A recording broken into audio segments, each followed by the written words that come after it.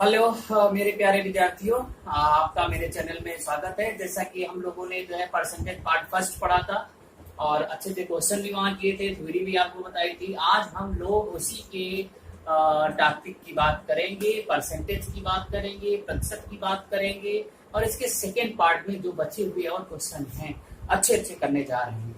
जल्दी से आप मेरे चैनल को लाइक और सब्सक्राइब कर दीजिए जिससे कि आने वाले और वीडियो आप तक पहुंच सके। ठीक है, तो चलिए तैयार हो जाइए, कॉपी उठा लीजिए। देखिए मैंने क्वेश्चन आपको लिख दिया हुआ है। क्वेश्चन इसलिए लिख दिया है कि समय आपका न खराब हो, तो पहले हम इन्हीं 3 क्वेश्चनों पे ध्यान देंगे। आपके शुरू के 5 क्वेश्चन हमको कराने हैं, बड़े अच्छे अच्छे हैं जो कि हर एग्जाम में लगभग पूछे जाते हैं। तो हमारा सारा कंसंट्रेशन इन्हीं क्वेश्चनों पे है। आपको जो पहले टाइप का क्वेश्चन मिलता है लगभग हर एग्जाम में मिलता है, इससे और भी इसमें अच्छे अच्छे क्वेश्चन बनते हैं, इसको ध्यान रखिएगा। एक बेसिक क्वेश्चन जो मैं आपको कराने जा रहा हूँ ये है, एक चुनाव में 2 उम्मीदवार थे। एक उम्मीदवार कुल वोटों का 40% प्राप्त करता है और वह 500 वोटों से हार जाता है, तो कुल वोटों की संख्या क्या है। देखिए कुछ क्वेश्चन हिंदी में कुछ इंग्लिश में, आप परेशान मत होइए, इंग्लिश वाला हम हिंदी में बताएंगे क्योंकि बेटा बहुत लोग हिंदी वाले और इंग्लिश वाले होते हैं, उसको समझना है। तो भाई अगर पहला क्वेश्चन है कि चुनाव में 2 उम्मीदवार थे, तो सही बात है 2 उम्मीदवार है। एक उम्मीदवार कुल वोटों का 40% प्राप्त करता है, तो आपको समझना चाहिए कि यार 2 ही उम्मीदवार थे, कुल वोटों की संख्या 100% होती है, मतलब आपके टोटल जो वोट होंगे वो 100% होंगे। अब इस 100% में 2 ही उम्मीदवार है, तो एक अगर 40 पाया है तो तुरंत समझना चाहिए कि यार एक 40 पाया है तो दूसरा कितना पाएगा, 60% पाएगा।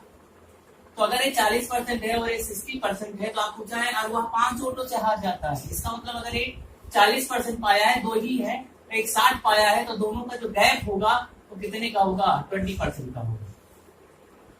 आपने ही तो कहा था कि सर इसका मतलब जो ज्यादा पाया है वो 20% ज्यादा पाया है, तो 20% ज्यादा पाया तो आपने यही तो कहा था कि सर 500 वोटों से हार जाता है, इसका मतलब जीतने वाले ने 500 वोट ज्यादा पाए होंगे। तो आप क्या करेंगे, आप 20% को किसके बराबर कर देंगे भाई, 500 के बराबर कर देंगे। एक बराबर आप करेंगे तो 500 डिवाइडेड बाई 20 हो जाएगा।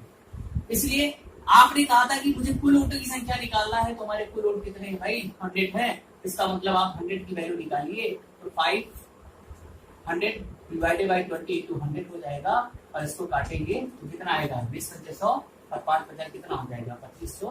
तो आपके जो कुल वोट होंगे वो कितने हो जाएंगे, 2500 हो जाएंगे। चेक भी कर सकते हैं, 2500 का 40% निकाल लीजिए, चेक करवा देते हैं आपको। 2500 का 40% आप निकाल लीजिए, वेरी गुड, निकाल लिया। 4 0 0 4 5 20 और 4 2 8 2 10, 1000 हो गया। 60% निकालेंगे 2500 का, तो 60% आप निकाल लीजिए, 0 से 0 कट गया, 6 5 30, 6 2 12 3 15, फिर कितना हो गया, 1500 हो गया। एक 1000 पा रहा है और एक जो है 1500 पा रहा है, तो दोनों का गैप कितने का हो गया, 500 का हो गया। इस तरह से आप कह सकते हैं कि सर ये हमारा आंसर हो गया। इसी तरह से आपको करना है, इसको ध्यान रखिएगा, ठीक है। इसमें और भी क्वेश्चन आते हैं कि मान लीजिए कि एक उम्मीदवार है तो वह जो है कुल वोटों का 40% पाता है और जो है दूसरे कैंडिडेट को इतने वोटों से हरा देता है, तो कंसेप्ट बेटा यही होगा, इसको ध्यान रखना है, ठीक है। ऐसे क्वेश्चन आपको बहुत सारे मिलेंगे, बहुत पार्ट में मिलेंगे, आप देखेंगे। जो दूसरा क्वेश्चन है कि solution contain 10% of salt by weight on evaporation 15 liter of water evaporates and now concentration of salt become 20%, find initial quantity of solution। आपसे पूछा हुआ है एक सॉल्यूशन में 10% साल्ट था बाय वेट, वेट के अनुसार साल्ट में 10% आपका साल्ट था। भाई हम मान लेते हैं कि हमारा टोटल जो था वो कितना था, x था, उसका 10% कितना हुआ, 10/100, इसका मतलब x/10 हो गया, मतलब x/10 आपका जो था वो 60 था। फिर उसने बोला on evaporation 15 litre of the water evaporate, 15 litre water उड़ गया, and now concentration of salt become 20%, मतलब अब का। इसका मतलब अगर आप ये कहें कि हम x/10 जो बचा हुआ है, तो मैंने 15 लीटर निकाल दिया, तो पहले आपने x लीटर माना था, उसमें आप 15 निकाल दीजिए, इंटू 100 कर दीजिए, इंटू 100 करते कि परसेंटेज बन जाएगा, और ये परसेंटेज किसके बराबर होगा, अब कितना बचता है भाई, 20%, इसका मतलब 20% हो जाएगा। और 20% को आप कितना लिखते हैं, 20/100 लिखते हैं। भाई लिख सकते हैं कि नहीं लिख सकते हैं, इस तरह से आपको करना है, कि यहाँ आप कंसंट्रेशन बना रहे हैं, तो ये जो कंसंट्रेशन होगा वो 20% के बराबर होगा, मतलब ये 20 बटे कितना, ऐसे डायरेक्ट लिखिए 20 बटे कितना हो जाएगा 100। जब काटेंगे तो 20 बटे कितना हो गया 100, तो x/10 x - 50 = 1 बाई कितना 5, तो ये कट गया, तो x = उधर चले जाएगा तो 2x माइनस कितना हो जाएगा 30, तो x = कितना हो जाएगा 30, आप चेक करिएगा, ठीक है, मल्टीप्लाई कर दीजिएगा, जो आएगा वही आपका आंसर हो जाएगा। तो इस तरह से आप कह सकते हैं कि सर जो हमारा क्वेश्चन आएगा उसका आंसर ये होगा, मतलब आपको ये करना है कि सर जो x × 10/100 था, आप जो कंसंट्रेशन है तो जो बच रहा है वो आपने कुल कहा था x, अब x का 10% आपने निकाला तो x/10/100 का हो गया 60 का, और फिर आपने कहा कि सर जो है जो इवपोरेशन हुआ है वो अंडरगाव कितना हुआ है 15 लीटर का, तो आप x - 15 कर दीजिए, तो इसका मतलब हो गया अब इतना बचा है तो इतना आपका 60 है, तो वही तो है 20%, 20 मतलब 100 में 20 हो गया है। इस तरह से आपको निकालना है, इसका जो आंसर होगा वो कितना आ जाएगा x/30 आ जाएगा। तो कभी भी अगर ऐसे क्वेश्चन आता है पहले उसका परसेंटेज निकालिए, फिर जो उड़ रहा है उसको टोटल में से उड़ा दीजिए, और कंसंट्रेशन कितना हो रहा है 20/100 हो गया, दैट इज, ठीक है। इस तरह से आप इसको भी कर सकते हैं। चलिए नेक्स्ट क्वेश्चन करते हैं। नेक्स्ट क्या करता है भाई, मतलब 2 क्वेश्चन आपका हो गया। तीसरा कहता है the population of A town is decrease by 20% and 30% into successive year, what percent population is decrease after 2 year. तो बहुत अच्छा क्वेश्चन है कि भाई यहाँ पे जो पॉपुलेशन ऑफ ए टाउन था, मतलब एक शहर की जो जनसंख्या थी डिक्रीज बाय 20%, एक बार 20% और अगले साल सक्सेसिव 30% डिक्रीज हो जाती है, तो दोनों केस में डिक्रीज हो रही है, मतलब घट रही है। तो आपसे बोला है कि what percent population is decrease after 2 year, तो 2 साल के बाद कुल जनसंख्या कितनी घटी हुई होगी। तो अगर ऐसे कभी क्वेश्चन आएगा तो इसको ध्यान रखिएगा, इसमें एक फार्मूला होता है जो मैंने आपसे बताया था, +-a + -b ++ a into +-b/100, इसी से आप सॉल्व कर सकते हैं। तो भाई एक बार इसमें कितना किया है 20% और 30%, तो दोनों बार घटा है तो दोनों बार माइनस ले लीजिएगा 30, और इसको प्लस, ये तो हमेशा प्लस होगा, इसको -30 बाई कितना हो जाएगा 100, तो -20 -30 -50, और एक जीरो कट गया, माइनस माइनस कितना हो गया +6 हो गया, इसको करेंगे तो -44 हो गया। इसका मतलब ओवरऑल जो जनसंख्या थी आपकी कितना हो गया, वो -44%, मतलब 44% घट जाती है। तो इस तरह से अगर ऐसे क्वेश्चंस आते हैं तो आप लगा सकते हैं, इसको ध्यान रखिएगा, ठीक है। अच्छा, कभी कभी आपको एक क्वेश्चन परसेंटेज में पूछता है कि सर मान लीजिए एक शहर की जनसंख्या, ऐसे लिखा होगा कि सर एक शहर की जनसंख्या में पुरुषों की संख्या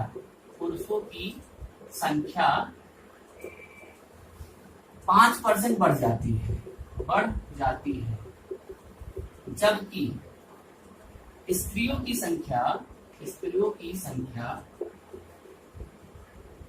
मान लीजिए 3% ले लें या 2% ले लें, 2% घट जाती है। तो जनसंख्या में किसी भी प्रकार का प्रभाव नहीं पड़ता। तो आपको बताना है कि पुरुष व महिला या स्त्रियों का अनुपात बताना है। अगर कभी ऐसे क्वेश्चन आया, ध्यान रखिएगा, एक शहर की जनसंख्या में पुरुषों की संख्या 5% बढ़ जाती है जबकि स्त्रियों की संख्या 2% घट जाती है, तो आपको बताना है कि सर जनसंख्या में किसी भी प्रकार का प्रभाव नहीं पड़ा। तो आपको बताना है कि सर पुरुष और महिला का अनुपात बताना है। कि अगर ऐसे क्वेश्चन आए आपको सीधा सीधा लिखना है, एक तरफ मेल और एक तरफ फीमेल। तो मेल कितना बड़ा है प्लस, इसको +5 लेंगे, बढ़ रहा है, और महिला का घटा है तो इसको कितना लेंगे -2। जो बढ़ रहा है उसको हमेशा पॉजिटिव लीजिएगा, इसको हम लोग एलिगेशन मेथड से लगाते हैं। तो मेल का 5, फीमेल का हो गया -2। अब आपको एक वर्ड लिखा है कि जनसंख्या में किसी भी प्रकार का प्रभाव नहीं पड़ा, इसका मतलब न घटी न बढ़ी, जिसका मतलब यहाँ पे आप 0 रखेंगे बीच में। आपने जब एलिगेशन पढ़ा होगा तो इस तरह से आप लगाते हैं, एक फर्स्ट सेकेंड होता था तो एक थर्ड वैल्यू होती थी, तो इसको इसमें ले जाके घटाते थे तो थर्ड माइनस फर्स्ट लिखते थे, और इसको ले जाके इसमें घटाते थे तो सेकेंड माइनस थर्ड रखते थे। वही चीज इसमें करना है। अब आप करेंगे तो 0 में -5 घटेगा और -2 में 0 घटेगा, मतलब इसको ले जाके इसमें और इसको ले जाकर 5 को ले जाके इसमें। ये -2 आएगा और ये -5, तो कैंसिल हो जाएगा, तो 2:5 आ गया। इसका मतलब 2:5 में मतलब मेल कितने हैं 2 और फीमेल कितने हैं 5 है, तो ये आपका अनुपात बन जाता है। तो अगर ऐसे कभी क्वेश्चन आता है कि सर पुरुष और महिला का क्या रेशियो होगा, तो आप इस तरह से इसको करेंगे। बोलो कोई डाउट है? कोई डाउट नहीं है। तो इस तरह से जो परसेंटेज के क्वेश्चन आते हैं आपको करना है। अब देखिए अगला क्वेश्चन जो आता है वो भी बहुत ही इंपॉर्टेंट क्वेश्चन है, अगर आप ध्यान से देखेंगे तो मैं आपको बताता हूँ। देखिए अगला क्वेश्चन आपको किस टाइप का मिलेगा। इस बार अगर जूनियर असिस्टेंट आपने दिया होगा तो ऐसे आपको रीजनिंग में सारे क्वेश्चन मिले होंगे। तो एक बहुत ही इंपॉर्टेंट है कि जैसे आपको लिखा होगा कि सर मान लीजिए कि हम आपसे कह रहे हैं कि जैसे मान लीजिए क्वेश्चन है कि सर गणित में 60% विद्यार्थी पास होते हैं, 60% विद्यार्थी पास होते हैं,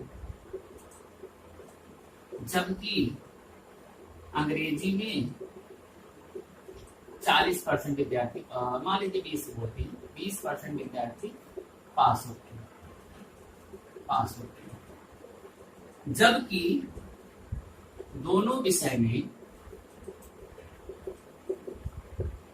10% विद्यार्थी पास होते हैं, 10% विद्यार्थी पास होते हैं। तो आपको बताना है कि दोनों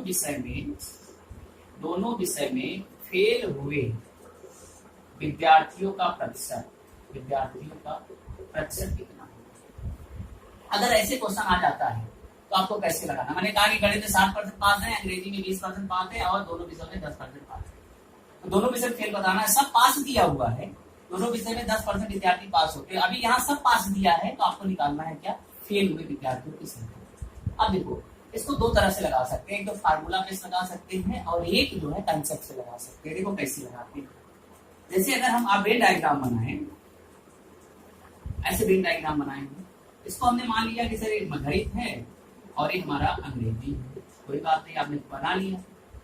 गणित में 60 है तो इसको 60 लिख दिया। अभी जो 60 है केवल इतना नहीं, ये पूरा है, इसको ध्यान रखना है। 60% में 20% विद्यार्थी अंग्रेजी में पास होते हैं तो इसको हमने 20% मान लिया, और 10% विद्यार्थी पास होते हैं दोनों विषय में, तो 10 हो गए। इसका मतलब एक कॉमन वाला ये दिखा रहा है दोनों विषय में पास है। अगर हम आपसे कहें सर गणित में वनली गणित में कितने पास होते हैं, तो ये तो 10 वाला कॉमन है, इसको निकाल दीजिए, कितना हो जाएगा पास 50। तो वनली जो आता है वनली गणित में वो कितना आ जाएगा 50।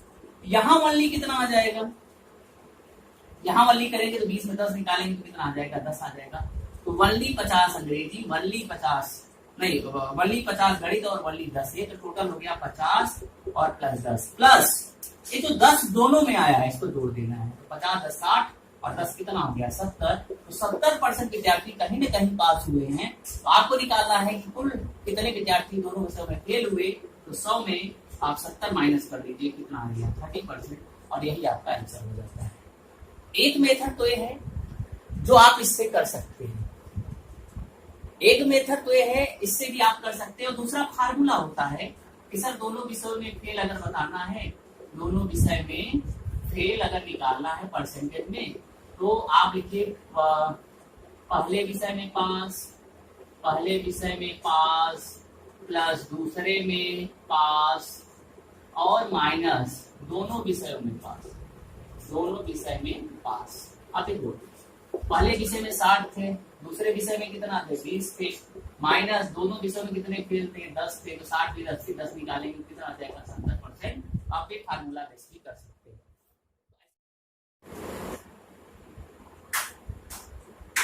ठीक है, अब देखिए एक कक्षा में 2 विद्यार्थी थे, मान लीजिए अगला क्वेश्चन करते हैं कि एक कक्षा में 2 विद्यार्थी थे, एक विद्यार्थी ने 60% अंक प्राप्त किए, 60% अंक प्राप्त किए, जबकि दूसरे विद्यार्थी ने, अच्छा यहाँ एक लाइन और जोड़ देना कि एक विद्यार्थी ने 60 अंक प्राप्त किए और उत्तीर्णांक से 20 अंक ज्यादा प्राप्त करता है, 20 अंक ज्यादा प्राप्त करता है। इसको ध्यान देना, जबकि दूसरे विद्यार्थी ने 40% अंक प्राप्त किए और उत्तीर्णांक का मतलब होता है पासिंग मार्क, उत्तीर्णांक से 10 अंक कम प्राप्त करता है। तो आपको बताना है मैक्सिमम मार्क कितना होगा, अधिकतम अंक कितना होगा, पासिंग परसेंटेज कितना होगा और पासिंग मार्क क्या होगा। ये तीनों चीजें आपको बताना है। मतलब आपको पासिंग मार्क बताना है, पासिंग मार्क, मैक्सिमम मार्क और पासिंग परसेंटेज बताना है। इस चीज का आपको ध्यान रखना है। तो क्या करोगे, मान लो अभी देखो दूसरा भी तरीका बताएं, पहले इसको देखो। मान लो x है, टोटल मार्क्स मतलब टोटल मार्क मैक्सिमम मार्क 60% पाया, 60/100। दूसरा विद्यार्थी x का कितना पाया है, 40%। अब देखो दोनों में अंतर क्या है, एक ने 20 अंक ज्यादा पाया है और एक ने 10 अंक कम प्राप्त किए हैं, और उत्तीर्णांक से 10 अंक कम प्राप्त करता है। इसको ध्यान रखिए। तो ये जो है 20 अंक ज्यादा प्राप्त किया है और ये 10 अंक कम प्राप्त किया है, तो भाई दोनों को हमको पास कराना है। अब कोई ज्यादा पा गया तो उसको माइनस कर दो, जो कम पाया है उसको उतना ही नंबर उसको दे दो। तो हमने कहा कि सर ये 20 अंक ज्यादा पाया है तो इसके 20 अंक को घटा देते हैं, और अगर ये ज्यादा पाया है मतलब ये कम पाया है तो इसको 10 अंक दे देते हैं, जिससे कि पास हो गया। दोनों पासिंग मार्क के बराबर। अब क्या करेंगे, अब देखो 60x/100 और ये 40x/100 इधर जाएगा, 20 उधर जाएगा। ये 20 10 कितना हो जाएगा 30, और इधर से 60 में 40 जब घटाओगे तो आएगा 20x/100, और ये किसके बराबर हो गया 20 10 30 के बराबर। तो 20 पंचे कितना हो गया 100, तो x बाई कितना हो गया 5 इक्वल टू कितना हो गया 30, तो x इक्वल टू कितना हो गया 150। चेक कर लीजिएगा, 20 पंचे 100 150 हो गया। इसका मतलब मैक्सिमम मार्क आपका जो हो गया 150 हो गया। अब मैक्सिमम मार्क जब 150 हो गया तो मुझे क्या निकालना है भाई, मुझे क्या निकालना था पासिंग मार्क। यार इधर वाला चाहे पूरा चाहे इधर वाला, दोनों ही तो पासिंग मार्क है। किसी एक में रख दो x का मान, जैसे 150 इसी में रख देते हैं। 150 का 40/100 और प्लस कितना 10, तो इसको जब काटेंगे कट जाएगा तो 60 आएगा और प्लस कितना हो जाएगा 10, तो कितना हो जाएगा 70। इसका मतलब 70 अंक प्राप्त करेगा तभी पास होगा। यहाँ भी रखेंगे वही आएगा, 150 रखेंगे 15 छक्का 90 20 निकालेंगे तो 70 आ जाएगा। दैट मींस चाहे आप यहाँ रखिए चाहे वहां रखिए, आप दोनों वैल्यू निकाल सकते हैं। ठीक है, इसको ध्यान रखिए। अच्छा, अगर आपको परसेंटेज निकालना होता तो आप यही लिखते कि सर 70 डिवाइडेड बाय 150 गुणित कितना हो जाएगा 100। That is your answer. इसका एक दूसरा भी तरीका होता है कि जो मार्क पाए हैं भाई, कितना कम पाया है, एक 20 अंक ज्यादा पाता है तो 20 लिख लो प्लस 10 लिख लो बटे 60, और एक कितना है 40, तो 60 40 कितना हुआ 100। तो ये आपका 100 हो गया। तो इसका मतलब हो गया आप 100 से मल्टीप्लाई करेंगे तो ये 100 हो गया। यही तो था भाई, 60 था, और अगर 60 था और ये कितना पाया था, इधर 40 पाया था तो 30। ठीक है, तो 20 10 कितना हो गया 30, 30 बटे कितना हो गया 100, इधर से कट जाएगा तो 30 आएगा। तो 30 आपको 100 में करना है तो दैट मीन 70 आएगा। ठीक है, आप इससे करिए, ज्यादा बेस्ट है। आप इसी मेथड से करिएगा कि भाई हम एक में जो ज्यादा पाया है तो उसको घटा देंगे, जो कम पाया उसको ऐड कर देंगे, और इस तरह से वैल्यू को हम लोग निकाल देंगे। ठीक है, तो चलिए आज की क्लास में इतना ही करते हैं। Thank you very much.